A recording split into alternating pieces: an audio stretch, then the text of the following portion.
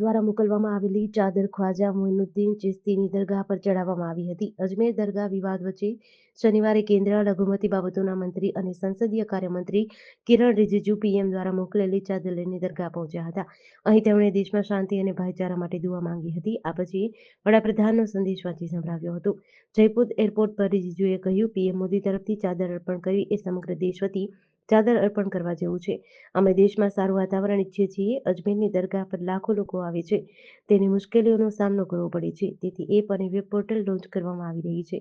તેમાં દરગાહમાં મળતી સુવિધાઓ સહિતની તમામ પ્રકારની માહિતી મળશે. રિજિજુ દરગાહનું વેબ પોર્ટલ અને શ્રદ્ધાળુઓ માટે ગરીબ નવાઝ એપ પણ લોન્ચ કરશે.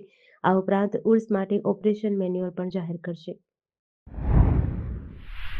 કેનેડાએ હાલમાં કેસોના બેકલોગને સાફ કરવા પર ધ્યાન કેન્દ્રિત કરવા માટે માતા-પિતા અને દાદા-દાદીની પરમનન્ટ રેસિડેન્સીની સ્પોન્સરશિપ માટેની નવી અરજીઓ સ્વીકારવાનું અસ્થાયી રૂપે અટકાવ્યું છે.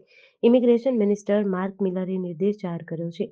કેનેડા ગેઝેટમાં પ્રકાશિત થયેલા નિર્દેશ મુજબ ફેમિલી રિયુનિયન માટે સરકારની પ્રતિબદ્ધતાને દેખાડે છે, પરંતુ ગયા વર્ષે સબમિટ કરવામાં આવેલી અરજીઓની પ્રક્રિયાને પ્રાથમિકતા આપે છે. મિલરે નોંધ્યું હતું કે આ નિર્ણય સરકારના વ્યાપક ઇમિગ્રેશન લક્ષ્યો સાથે સમાંતર છે. કામગીરીને ફરી વ્યવસ્થિત કરવા માટે અન્ય ઇમિગ્રેશન સ્ટ્રીમ્સમાં પણ નવી સ્પોન્સરશિપને અટકાવી છે. એમાં ઇમિગ્રેશન સ્તરની યોજનાના ભાગરૂપે જે આગામી 3 વર્ષમાં એકંદર વપરાશમાં ઘટાડો કરવાનો ટાર્ગેટ રહેશે. સરકાર આ વર્ષે ફેમિલી રિયુનિયન પ્રોગ્રામથી સબમિટ કરવામાં આવેલી 15,000 જેટલી અરજીઓને સ્વીકારવાનો ટાર્ગેટ રાખ્યો છે.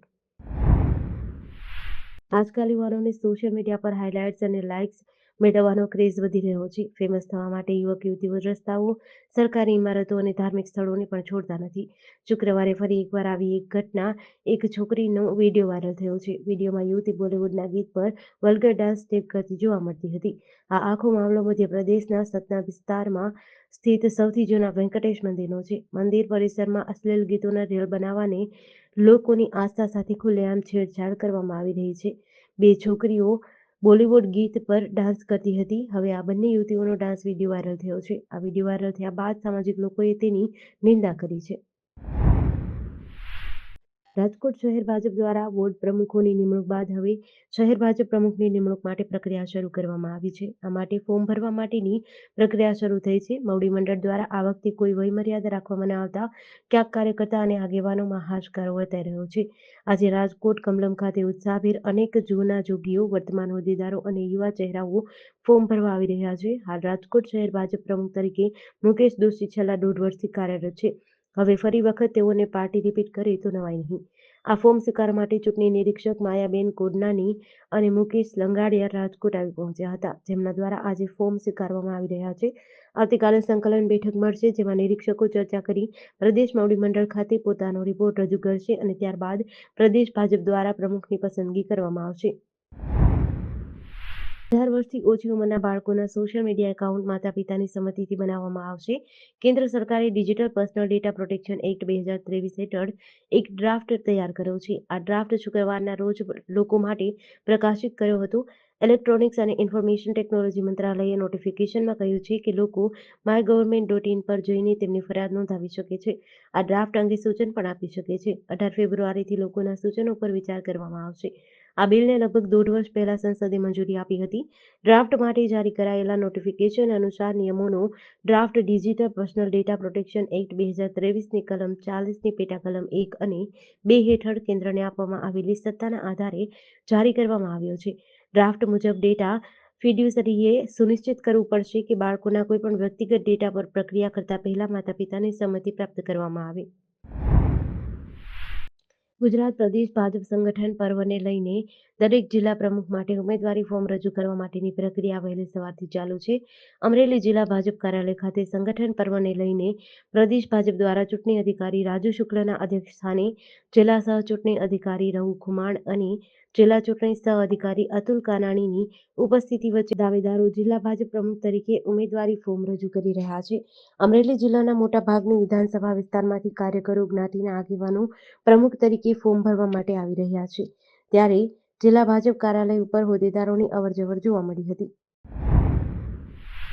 ભાવનગર લોકલ ક્રાઇમ બ્રાન્ચની ટીમ ગ્રામ્ય વિસ્તારમાં પેટ્રોલિંગમાં હતી. તે દરમિયાન રામસરોવરથી ભારાપરા જવાના રસ્તે સ્મશાન પાસેથી 2 દિવસ પહેલા કરેલ ચોરીના મુદ્દામાલ સાથે વિશલોને ઝડપી લઈ તાજેતરમાં થયેલ ચોરીનો ભેદ ઉકેલ્યો હતો. વિશાલ ઉર્ફે વિસલો જયંતિભાઈ મકવાણાએ જણાવ્યું, આજથી 2 દિવસ પહેલા આ ઇલેક્ટ્રોનિક ચીજવસ્તુઓ સથરા જવાના રસ્તે એક ઓઇલ પ્લેન્ટમાંથી ચોરી કરી હોવાની કબૂલાત આવી હતી.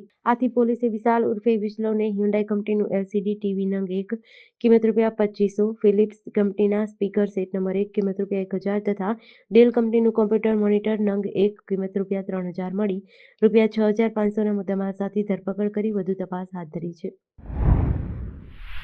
ભરૂચ શહેરના પશ્ચિમ વિસ્તારમાં આવેલા મદીના પાર્ક સોસાયટીમાં માટી ભરેલા ડમ્પર ચાલકે માટી ખાલી કરવા સમયે 8 જેટલા ચાલુ વીજ પોલના થાંભલા ઉપાડી નાખતા દોડધામ મચી હતી. ઘટના બાદ ડમ્પર ચાલક ડમ્પર મૂકીને ભાગી ગયો હતો. ઘટના વીજકર્મીઓ ઘટના સ્થળ પર દોડી ગયા હતા. વીજ પુરવઠો બંધ કરી સમારકામ શરૂ કર્યું હતું. ડમ્પર ચાલક માટી ભરીને ત્યાં ખાલી કરવા માટે આવ્યો હતો. આ સમયે તે પોતાના ડમ્પરનું હાઇડ્રોલિક ટ્રોલી ઊંચી કરીને માટી ખાલી કરતો હતો. તે સમયે ચાલુ વીજ તારના થાંભલાના વાયર ડમ્પરની ટ્રોલી સાથે ભરાઈ જતા ડમ્પર ચાલકે અંદાજિત 7 થી 8 વીજ પોલના થાંભલાને ઉખેડી નાખ્યા હતા, જેના કારણે સ્થાનિકોમાં દોડધામ મચી હતી. સુરતના લિંબાયત અને ડિંડોલી વિસ્તારમાં બોગસ ડોક્ટરોની ગંભીર પ્રવૃત્તિઓ સામે પોલીસ તંત્રએ કડક પગલાં લીધા છે. ડિંડોલી વિસ્તારમાં 6 બોગસ ડોક્ટરોની ધરપકડ બાદ લિંબાયત પોલીસે વધુ 3 બોગસ ડોક્ટરની ધરપકડ કરી છે. છેલ્લા 2 દિવસમાં 9 બોગસ ડોક્ટરો ઝડપાયા છે, જેમણે નકલી ડિગ્રીના આધારે દર્દીઓને સારવાર આપી હતી. લિંબાયત પોલીસ સ્ટેશનના ઇન્ચાર્જ પીએસઆઈ ડીઆર આડેદરા તેમની સર્વેલન્સ ટીમને બાતમી મળી હતી કે લિંબાયત વિસ્તારમાં કેટલાક ઇસમો નકલી ડિગ્રીના આધારે ડોક્ટરી પ્રેક્ટિસ કરે છે, જેના આધારે 3 અલગ-અલગ જગ્યાએ રેડ પાડવામાં આવી અને 3 બોગસ ડોક્ટરને ઝડપી પાડ્યા હતા.